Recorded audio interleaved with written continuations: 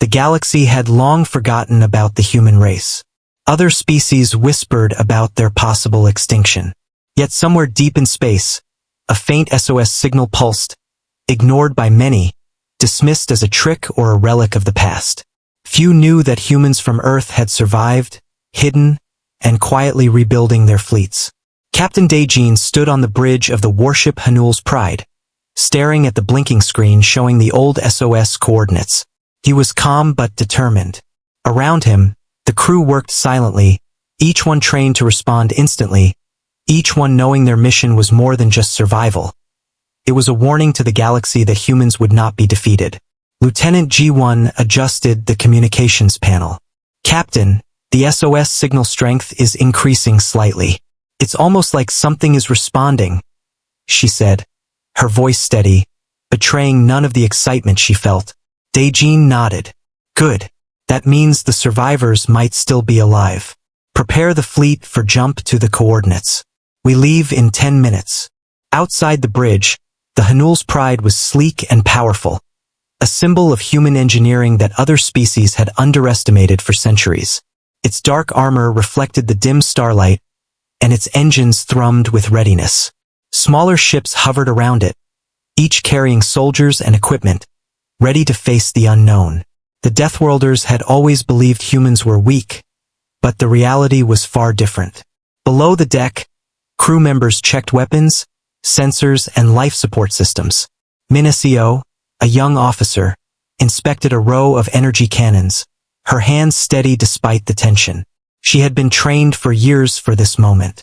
The mission was clear: find the SOS source, ensure its safety, and show the galaxy that humans were back.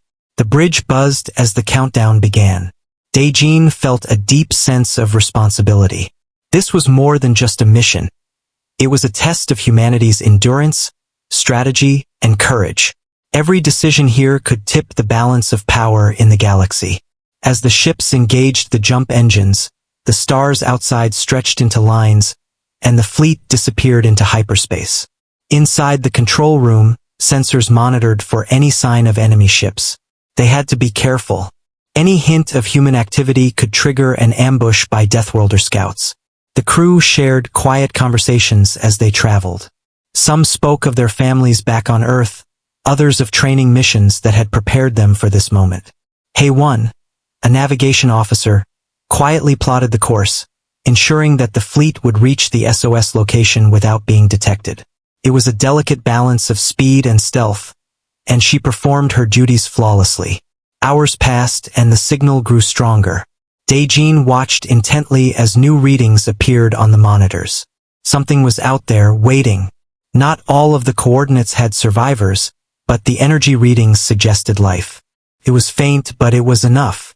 Enough to give hope. Finally, the fleet emerged from hyperspace near the source. A planet came into view, dark and scarred from countless battles. The SOS was broadcasting from there. It was a small colony, surrounded by asteroid fields and remnants of abandoned stations. The human presence was minimal, but it was alive. Daejin issued commands calmly. "Deploy scout drones. We need to assess the planet's surface and the surrounding space. Keep shields up and stay alert. There may be Deathworlder patrols nearby." The drones zipped out, scanning every inch of the planet and surrounding asteroid fields. The readings confirmed life signs, human life signs. The survivors were hiding, perhaps fearing that humans had abandoned them. But they were not alone. Deathworlder warships had been detected far beyond the asteroid belt, their presence slow but deliberate. G1 leaned over the console, analyzing the incoming data. "Captain, the survivors are on the northern continent. They are hiding underground in what appears to be an old bunker complex. Energy signatures are minimal, but they are alive. Estimated population is around 300. Daejin's eyes softened. "Prepare the landing teams. We need to make contact without alarming them. We are here to rescue, not to scare them." As the landing ships descended toward the planet, Daejin reflected on humanity's resilience. Other species believed humans could not survive in the harshest conditions. Yet here they were, still broadcasting a signal of hope, still calling for help. It was a reminder that humans never gave up, even when all odds were against them. The landing teams touched down gently. Minnesio led the first group, carefully navigating through the rugged terrain. The bunker entrance was heavily camouflaged, almost invisible against the rocky landscape. They approached silently, scanning for traps or hidden Deathworlder scouts. Inside the bunker, the survivors were startled by the sudden appearance of humans in uniform. Children clung to their parents, while older colonists stared in disbelief. Daejin stepped forward, raising his hands in a calm gesture. "We are from Earth.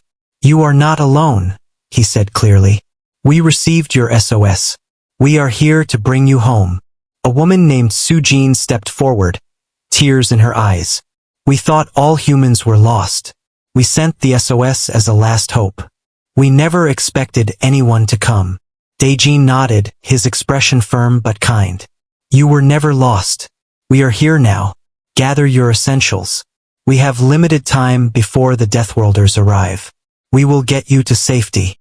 The survivors moved quickly, collecting what little they could carry. The landing teams helped guide them to the waiting ships, ensuring that no one was left behind. Every face reflected relief and wonder.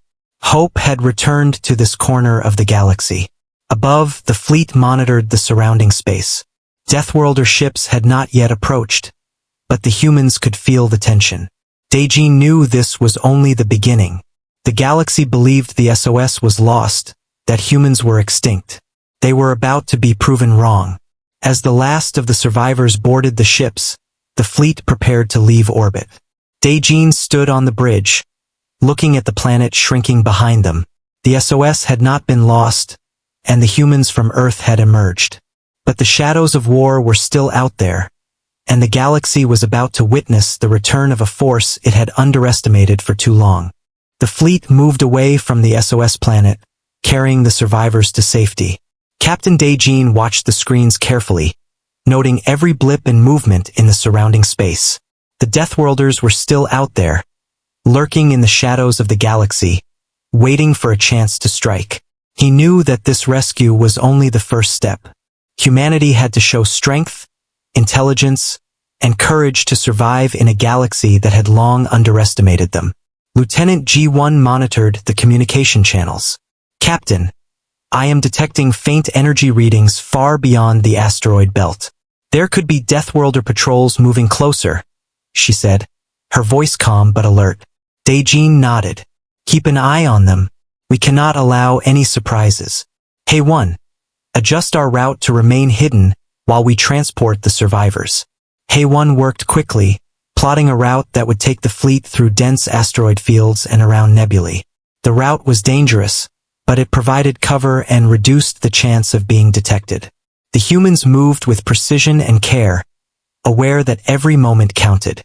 Meanwhile, Minnesio spoke with the survivors, offering comfort and guidance. Many of them were still in shock, having believed that no help would come. She reassured them that humans from Earth had returned and that they were not alone anymore. The sense of hope in the group grew as they realized that they were being protected and guided by a capable fleet. The survivors began to share stories about their time hiding on the planet. They spoke of years of fear, scarcity, and careful survival. One man named Sunho told of how he had maintained the SOS beacon, hoping against hope that someone would respond. A young girl, Boare, clutched a small doll and whispered that she had prayed for someone to find them. Their stories reminded the crew why this mission mattered so much. As the fleet continued, the sensors detected movement in the outer sectors. Daejin's eyes narrowed as he studied the readings. "Prepare for potential engagement. We need to be ready, but we move cautiously.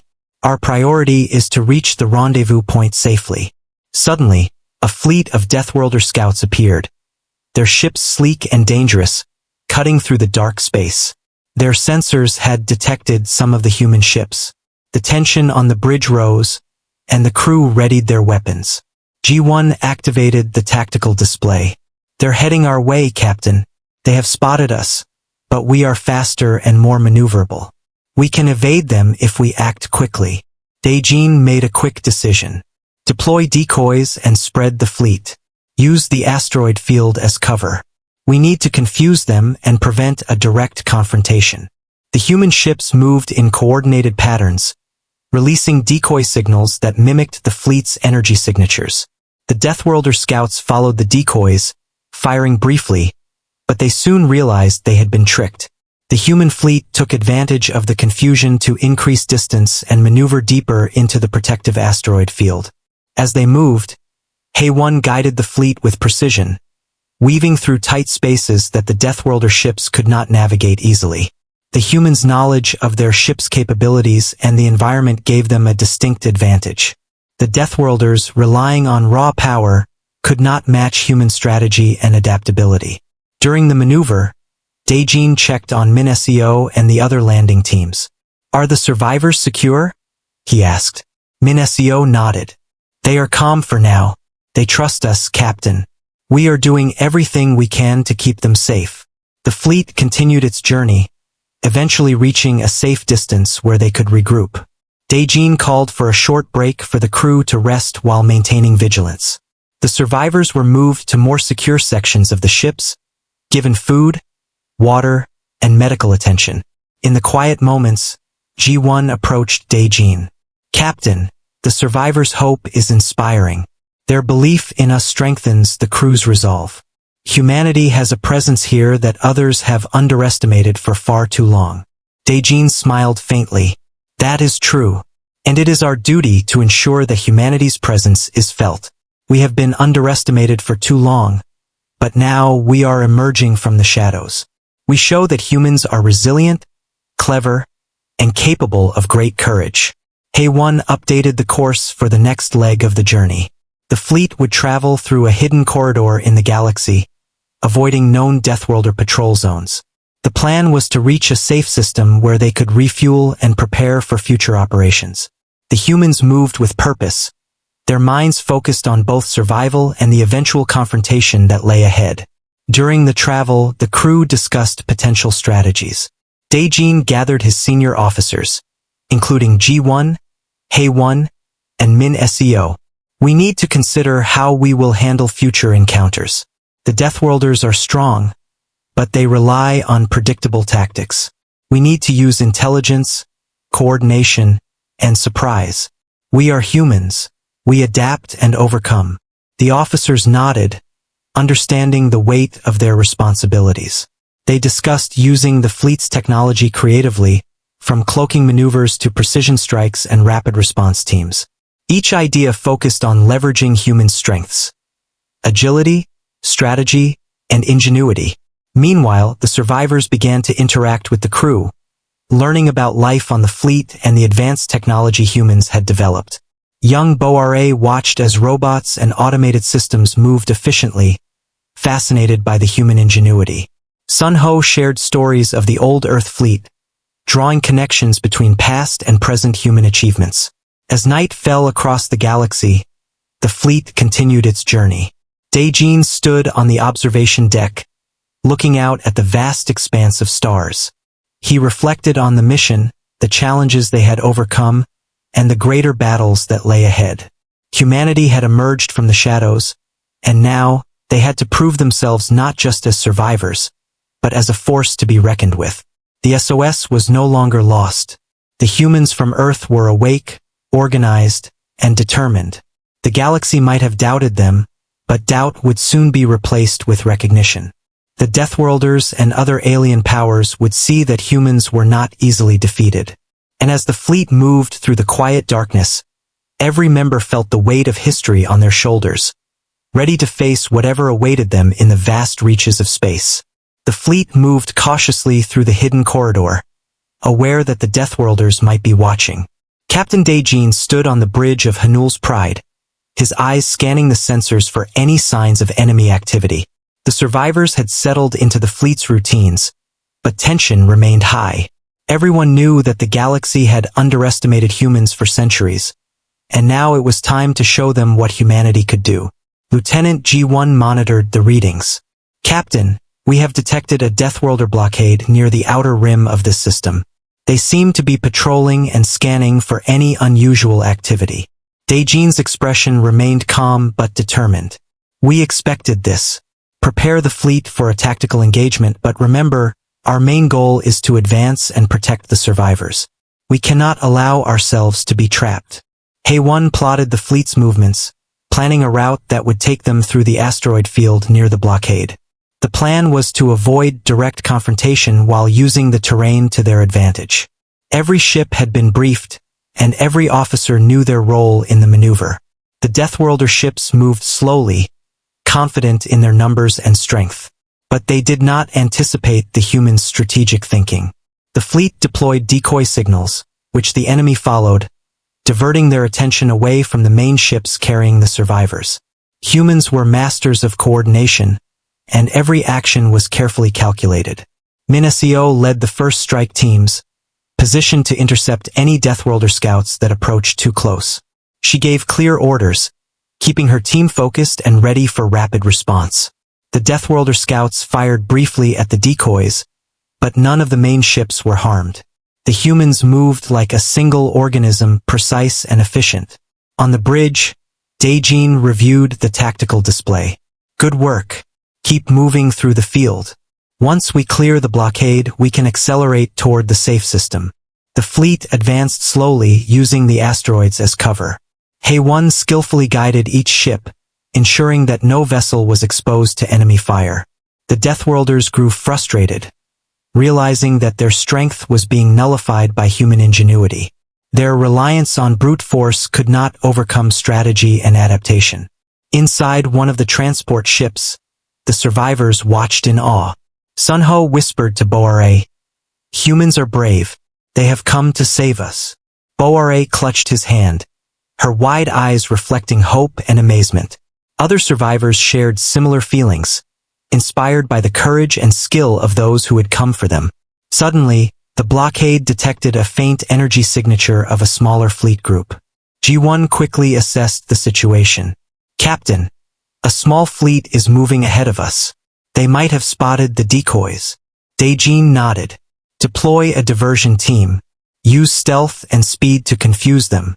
The rest of the fleet continues along the planned route." The diversion team, led by Lieutenant Hyunwoo, moved with speed and precision. They activated cloaking devices and engaged in hit-and-run maneuvers, drawing the enemy scouts away from the main fleet. The Deathworlders pursued, but the humans' knowledge of the terrain allowed them to escape unharmed, leading the scouts into traps and ambush points designed to delay and disorient them. As the fleet continued, Daejin communicated with the landing teams. "All clear so far. Keep the survivors safe and prepared for potential encounters. We may face resistance, but we are stronger than they anticipate." The Deathworlders regrouped, realizing that the humans were not easily defeated. They called for reinforcements, sending more warships to intercept the fleet. But Daejin anticipated this. He ordered the fleet to split into multiple groups, each taking a different route through the asteroid field. The enemy fleet, large but slow to adapt, struggled to keep up with the humans' unpredictable maneuvers. Inside the fleet, the crew worked tirelessly. Engineers maintained the ships, ensuring shields, engines, and weapon systems were fully operational. Medics attended to the survivors, calming their fears and tending to any injuries. Communication officers relayed messages and monitored enemy activity. Every role was crucial, and every person performed with discipline and dedication. Minacio led a boarding operation on a small Deathworlder craft that had been damaged by the diversion. Her team quickly disabled the ship systems, capturing intelligence about the enemy's fleet movements and plans.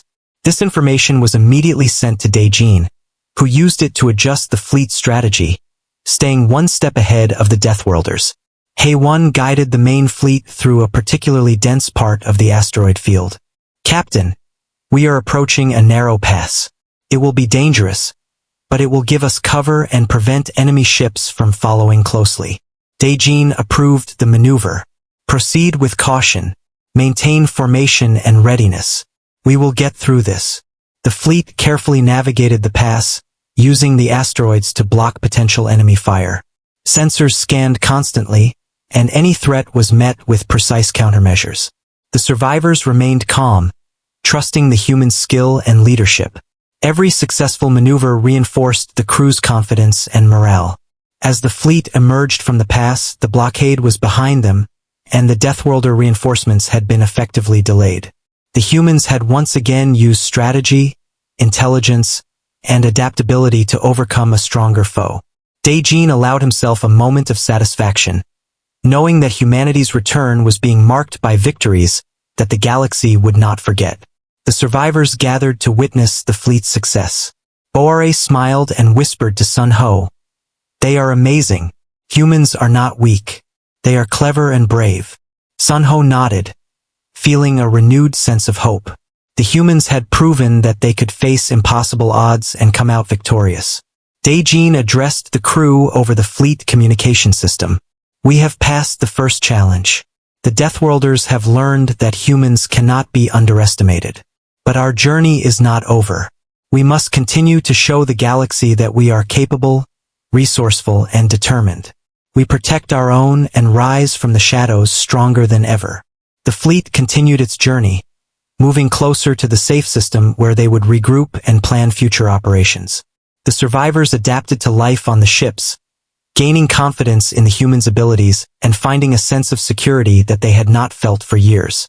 At night, as stars stretched across the vast darkness of space, Daejin stood on the observation deck, reflecting on the events of the day.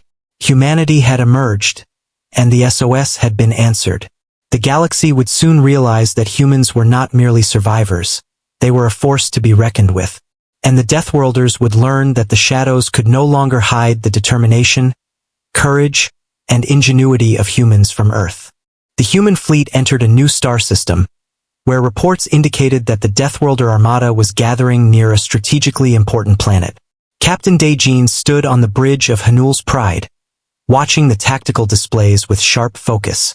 The survivors had settled in, trusting the humans completely, but the crew knew that a major confrontation was about to begin. Lieutenant G1 analyzed the sensor data.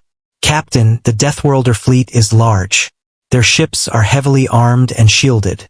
They have not yet detected our approach, but that will not last long." Daejin nodded. "We expected that. Prepare all ships for combat. We will use speed, intelligence, and precision to level the playing field. Hae-1, plot the attack formations." Hae-1 quickly arranged the fleet into strategic formations. Smaller ships flanked the main vessels, ready to strike or distract, while the transport ships carrying the survivors remained protected in the center. Every movement was designed to maximize efficiency and reduce risk. The humans' coordination and discipline gave them an advantage the Deathworlders could not anticipate. Min-SEO led a reconnaissance team in smaller, stealthy vessels. They moved close to the enemy lines, gathering information about the armada's strength and weaknesses. Each observation was transmitted back to Daejin, who adjusted the fleet's strategy accordingly. The humans relied on brains as much as weapons, and every calculation counted. The Deathworlders finally detected the human fleet. Their warships shifted into attack mode, opening communications with a broadcasted threat. "Humans are foolish to return. You will be destroyed," a harsh, mechanical voice declared. Daejin did not respond verbally, letting the humans' actions speak louder than words.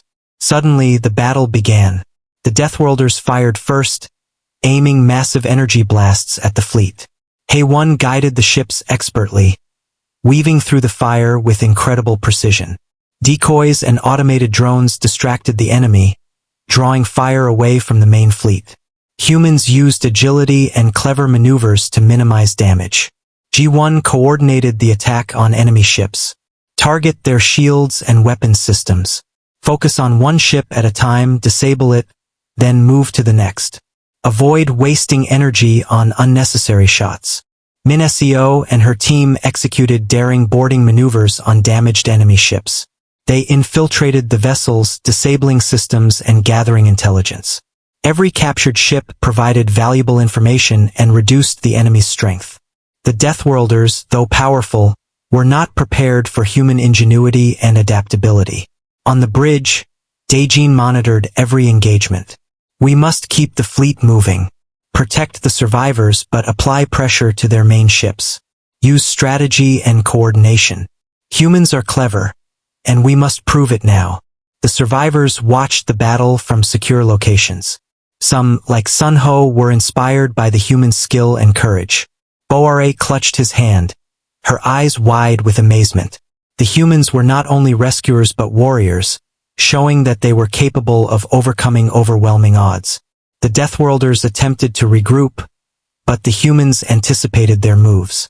HFY directed the fleet to split and encircle the enemy, using terrain and tactical advantages to control the battlefield. The smaller ships executed feints and distractions, drawing the enemy away from critical positions. G1 reported, "Captain, we have successfully disabled their lead warship. Their command structure is in disarray."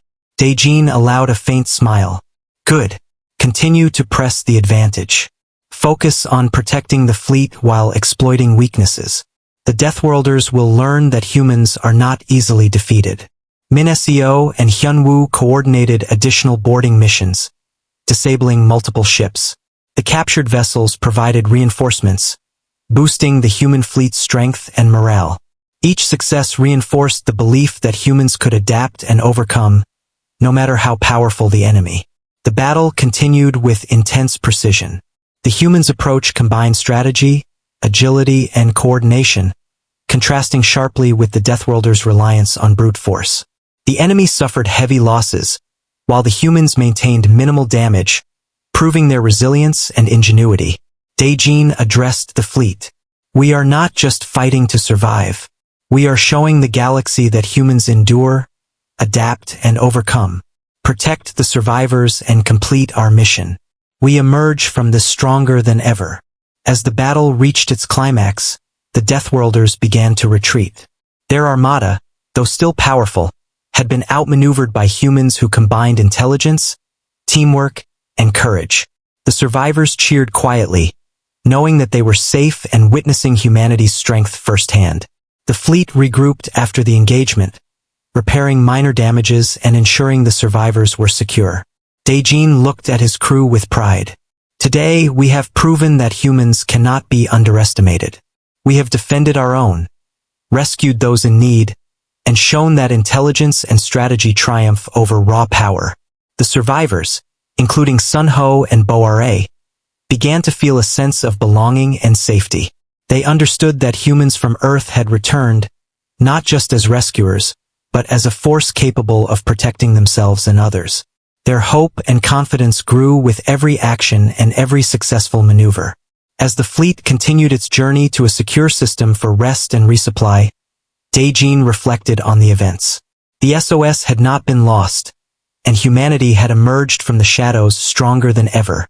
The galaxy would soon recognize humans as a formidable force, capable of facing any threat with courage, intelligence, and resilience. The Deathworlders had learned a hard lesson. Humans were no longer the species to be dismissed or underestimated. The human fleet moved into a safe system, where the survivors could finally rest and regroup. Captain Daejin stood on the bridge of Hanul's Pride, observing the fleet as ships docked and repairs began. The tension from previous battles had eased, but the sense of vigilance remained. Every member of the crew knew that while this was a temporary reprieve, the galaxy had seen humans emerge from the shadows, and their presence would not go unnoticed. Lieutenant G1 scanned the communications network. "Captain, the Galactic Council has been monitoring our actions. Some species are sending messages of support, while others remain cautious. Our display of strength has caught the attention of many." Daejin nodded. "That is expected.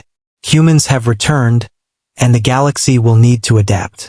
HFY, continue monitoring all systems and prepare for long-range communications. We may need to negotiate or respond to inquiries." The survivors began to settle into the safe system. Families reunited, children played under the watchful eyes of the crew, and adults shared stories of endurance and survival.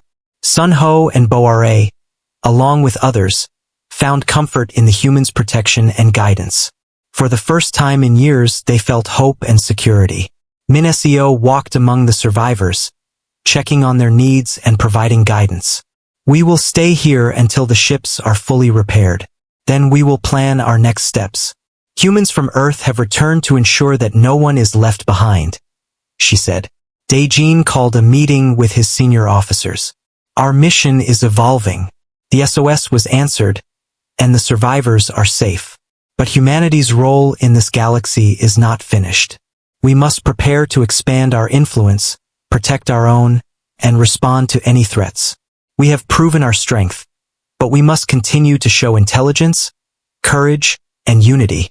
G1 added, Captain, the Deathworlders are recovering, but their tactics have been weakened. They will think twice before engaging with us again. Other species will also take note of our abilities. This is the beginning of a new chapter for humans in the galaxy. The fleet's engineers worked tirelessly, repairing and upgrading ships. HFY coordinated efforts to improve shield systems, weapons efficiency, and communication links. Every ship was enhanced, ensuring readiness for any upcoming challenges. The humans' ingenuity was evident in every modification and repair. As the survivors adapted to life on the ships, they shared their stories of isolation, survival, and the hope that kept them going. Sunho explained how the SOS had been their last resort, and how each day of waiting had tested their endurance. Bora described the quiet nights, watching the stars and imagining a future where help would arrive. Their experiences strengthened the humans' resolve to protect and rebuild. Dae-jin reflected on the fleet's journey. Humans had faced overwhelming odds, from near extinction to confronting a powerful alien armada. Yet, through intelligence, coordination, and courage, they had succeeded. The SOS was no longer a signal of despair. It was a symbol of hope, resilience, and human determination. Plans for future missions were discussed. The fleet would explore nearby systems, establish communication with friendly species, and monitor potential threats. HFY emphasized the importance of strategic alliances, while MinSEO focused on ensuring the welfare of the survivors. G1 coordinated intelligence operations to track enemy movements and maintain the upper hand. One day, as the fleet moved through the safe system, scouts detected signs of other human colonies in distant star systems. Dae-jin realized that Earth's influence could grow, not through conquest, but by connecting and protecting humanity scattered across the galaxy. Each rescued colony added strength, resources, and knowledge, further establishing humans as a formidable presence. The survivors gradually integrated with the fleet, learning skills, assisting with repairs, and participating in training exercises. Sunho and Bora, along with other young survivors, showed remarkable adaptability, quickly understanding the operations and routines of the human ships. They became part of a larger community, reinforcing the theme of resilience and human unity. Dae-jin addressed the fleet over the communication channels. Today, we have secured the survivors, repaired our ships, and shown that humans endure, adapt, and overcome. Our presence is known, and our abilities are recognized. This is only the beginning. Humanity will continue to rise from the shadows and take its rightful place in the galaxy. The survivors cheered softly, their faith renewed. They understood that they were not just being rescued, they were witnessing the dawn of humanity's new era in the galaxy. The SOS had called them home, and humans had answered with strength, courage, and ingenuity. In the days that followed, the fleet continued to train, explore, and expand its reach. The galaxy began to acknowledge the return of humans from Earth. The Deathworlders remained cautious, aware that they had underestimated humans. Other species, inspired by human tactics and unity, considered alliances and collaborations. The balance of power in the galaxy was subtly shifting. Dae-jin stood on the observation deck at night, looking at the stars. The journey had been long and perilous, but humanity had emerged victorious. The SOS was no longer a lost signal. It was a rallying cry, a reminder that humans could survive, endure, and thrive against impossible odds. The galaxy would remember this moment, and humanity's legacy would continue to grow, guided by courage, intelligence, and resilience.